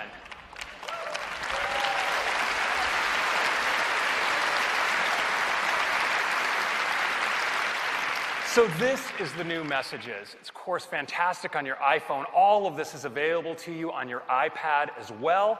And your Mac and your Apple Watch can receive all of this interactive content as well. So that's Messages, part of 10 huge features in iOS 10. But of course, there was so much more that we can't talk about right now, but I can't help myself but mention just a couple more things, like Notes collaboration. You now can work live with multiple people in the same note. Conversation view in Mail, so you can scroll from message to message in a single thread on your iPhone and iPad. Live photos are better than ever. We have digital video image stabilization, so they're buttery smooth, and they're editable now as well. And finally, split view in Safari on iPad. So you can put two websites side by side in Safari on your iPad.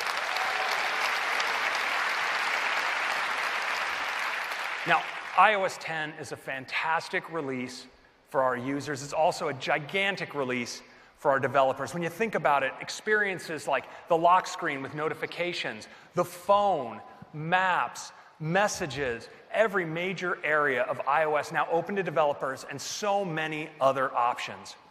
But you know, all of this great work in iOS 10 would be meaningless to us if it came at the expense of your privacy. And so, in every feature that we do, we carefully consider how to protect your privacy. With apps like FaceTime and Messages and HomeKit, we make sure to use end-to-end encryption by default and always to protect your communication. And when it comes to performing advanced deep learning and artificial intelligence analysis of your data, we're doing it on device using the incredible power of the silicon on your iPhone and your Mac, keeping your personal data under your control. And when you do searches of the internet, maybe for a route in Maps or a search for information in Spotlight, well, we don't build any user profiles. Now, of course, one of the important tools in making software more intelligent is to spot patterns on how multiple users are using their devices. For instance, you might want to know what new words are trending so you could offer them up more readily in the QuickType keyboard. Well, differential privacy is a research topic in the area of statistics and data analytics that uses hashing, subsampling, and noise injection to enable this kind of crowdsourced learning while keeping the information of each individual user completely private. Now, Apple's been doing some super important work in this area to enable differential privacy to be deployed at scale. And we brought in the professor and researcher who literally co-wrote the book on differential privacy for a quick peek at what we were doing. And he described the work as groundbreaking. He went on to say that incorporating differential privacy broadly into Apple's technology is visionary and positions Apple as the clear privacy leader among technology companies today.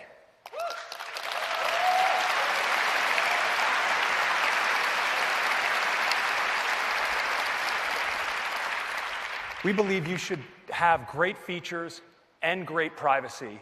You demand it, and we are dedicated to providing it. So well, actually, there's one more thing. You know, we are so excited about everything you've just seen with iOS 10. We couldn't help ourselves. We made a video. I'd love to show it to you now. Let's do it.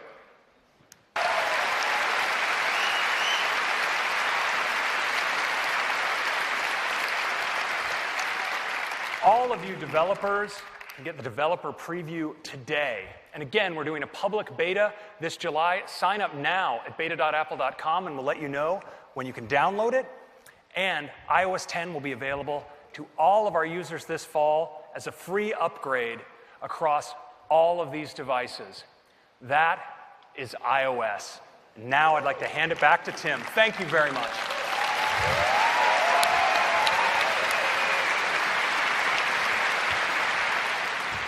Thanks, Craig. iOS 10 is fantastic, and it's an enormous release. I couldn't be more proud and more excited about the incredible advancements across all of our platforms. Now, as we said earlier, an important part of making these platforms so capable is our developers. We believe it's crucial that we provide the best tools so you can create the best apps. That's why we created Swift. Swift is a powerful and intuitive programming language for iOS, macOS, watchOS, and tvOS.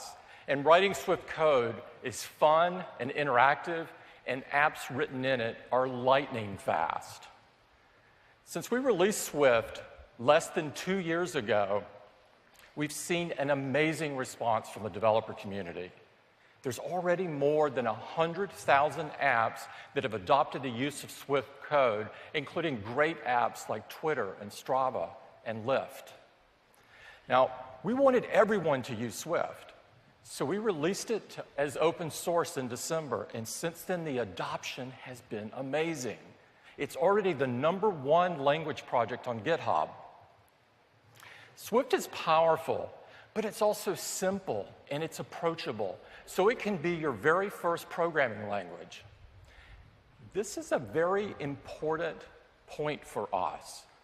Because Swift is so easy to learn, it has the potential to bring many more people into coding. And this is an idea we would like to take even further. So today, we're introducing a new app for iPad.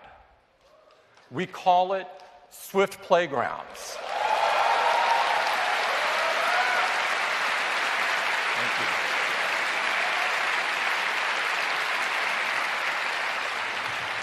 Swift Playgrounds will revolutionize the way people learn to code.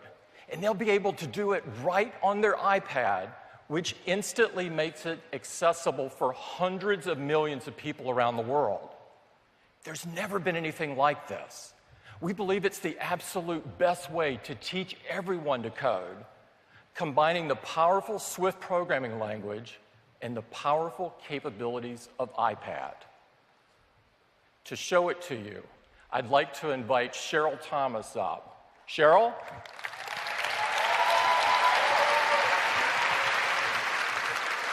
Thank you, Tim. I am thrilled to show you Swift Playgrounds, an incredible new app that transforms how kids learn to code.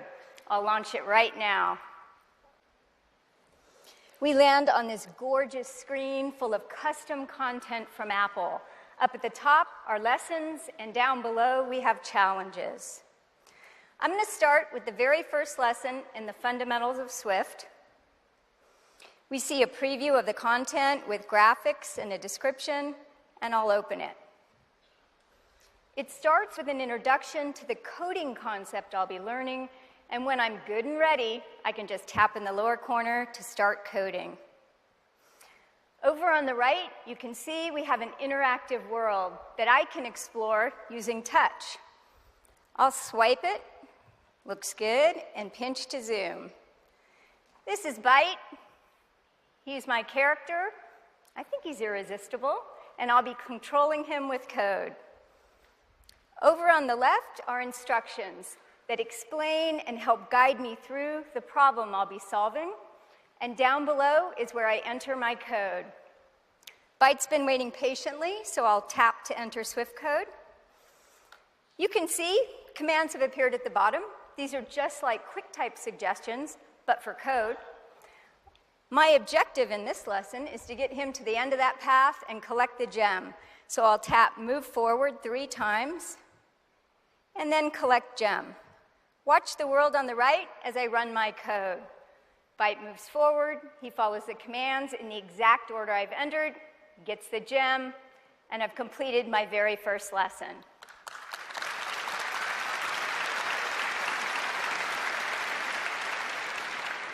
Kids are going to love them.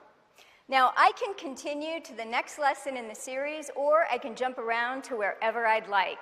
To do that, I tap in the top left to open the table of contents.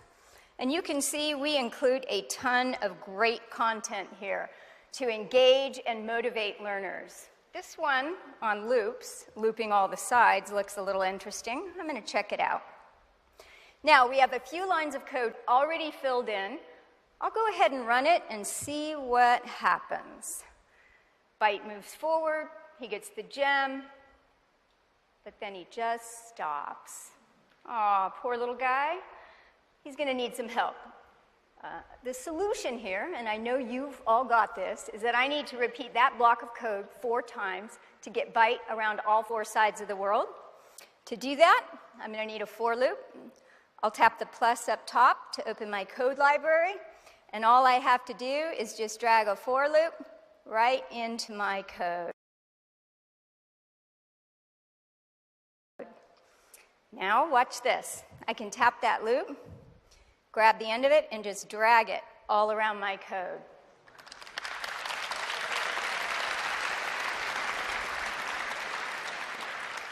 All right, I'll tap the number placeholder, set this loop to repeat 4 times. Looks good. Okay, keep your eyes on Byte as I run my code. He moves forward, gets the gem, makes a turn, and this time with the added for loop, he just keeps on going. I've finished another lesson, and I'm well on my way to mastering loops. Wouldn't this have been cool when we were all learning to code? I mean, come on, you students, let me hear it. Come on.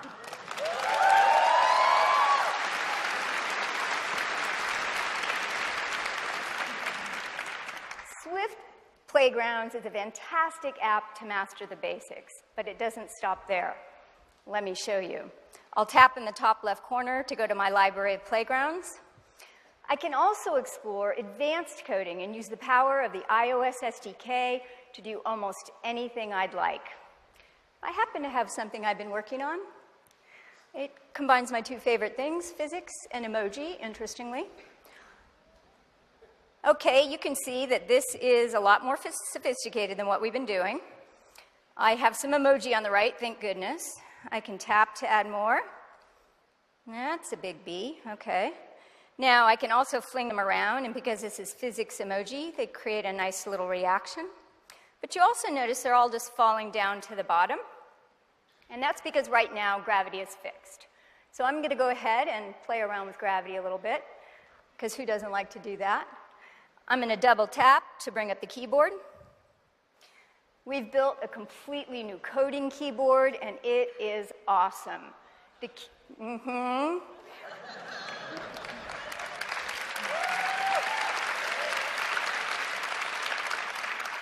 The keyboard has the numbers and symbols we use in Swift programming, and they're right at my fingertips.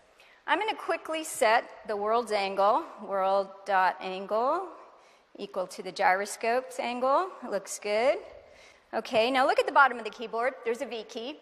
It also has an asterisk on it. Watch what happens when I press and drag down. I get an asterisk for multiplication.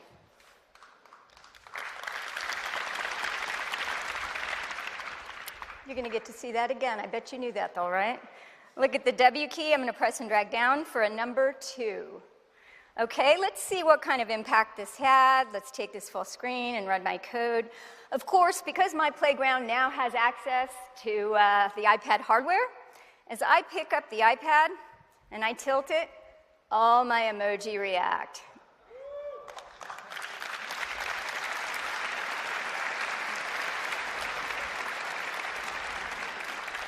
And that's how they like it, I have to tell you.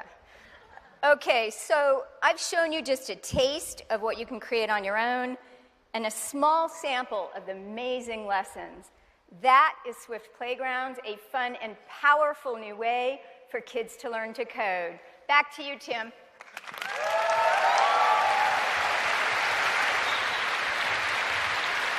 Thank you, Cheryl. Looks absolutely incredible. And because we're combining basic coding skills with real-life code, Swift Playgrounds can profoundly impact the way kids learn to code. So we're releasing it with the developer preview today. It will be in the public beta next month. And it will be in the App Store when iOS 10 ships in the fall. Now, we believe coding should be a required language in all schools. So to help make this the case, we're going to make Swift Playgrounds free.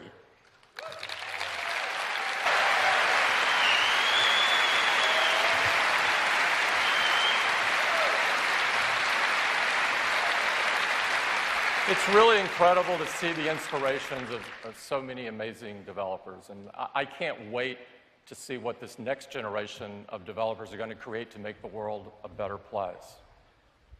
So I told you it was going to be jam-packed. What a great morning. Great updates to all of the platforms, starting with watchOS, faster performance, better navigation, all new fitness and health features to help you live a better life. tvOS. The future of TV is apps, and it now just got a whole lot better with expanded Siri search and single sign-on. macOS Sierra, bringing Siri and Apple Pay to the Mac, along with some other incredibly powerful features. And a gigantic release of iOS, the mother of all releases. Incredible new features for messages, all new designs for photos, Apple News, and Apple Music, and incredible new opportunities for developers to integrate their apps with Siri, Maps, and Messages. At Apple, we believe that technology should lift humanity and should enrich people's lives in all the ways they want to experience it.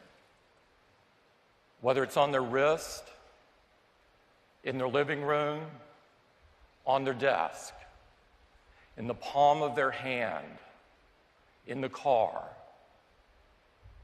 or even automating their home. This is a huge moment for us. 4 great platforms that become even more capable with working with all of you.